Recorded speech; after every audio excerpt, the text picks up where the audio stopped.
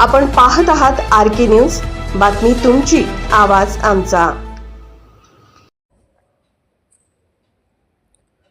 KSA football स्पर्धा झुंजार क्लबचा दमदार विजय. खंडोबा तालीमची 5-0 ने दणकेबाज कामगिरी. 6 डिसेंबर रोजी झालेल्या KSA फुटबॉल स्पर्धेच्या दुपारच्या सत्रात 2 रोमांचक सामने पार पडले. पहिल्या सामन्यात झुंजार क्लबने रंकाळा तालीमवर 1-0 असा निसटता विजय मिळवला. सामन्याच्या 26व्या मिनिटाला झालेल्या एकमेव गोलनेच झुंजार क्लबचे पारडे भारी केले. निखिल डकरे, अथर्व सावंत पाटील डिफेन्स आणि स्वप्नील तेलवेकर यांनी उत्कृष्ट बचाव, अचूक पासिंग आणि शिस्तबद्ध खेळ सादर करून संघाचा विजय निश्चित केला.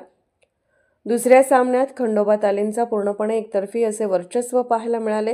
त्यांनी सम्राटनगर तरुण मंडळावर 5-0 असा दणकेबाज विजय मिळवत मैदानात आपली ताकद सिद्ध केली.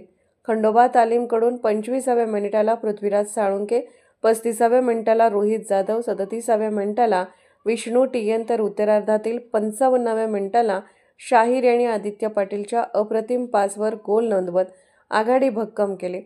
सामन्याच्या जादा वेळेत सम्राटनगरचा गोलकीपर आदित्य साळुंके यांनी शाहीर यांना धोकादायक पद्धतीने अडवल्याने मिळालेल्या संधीचा फायदा घेत शाहीर यांनी पुन्हा गोल करत खंडोबा तालीमला 5-0 निर्विवाद आघाडी मिळवून दिली.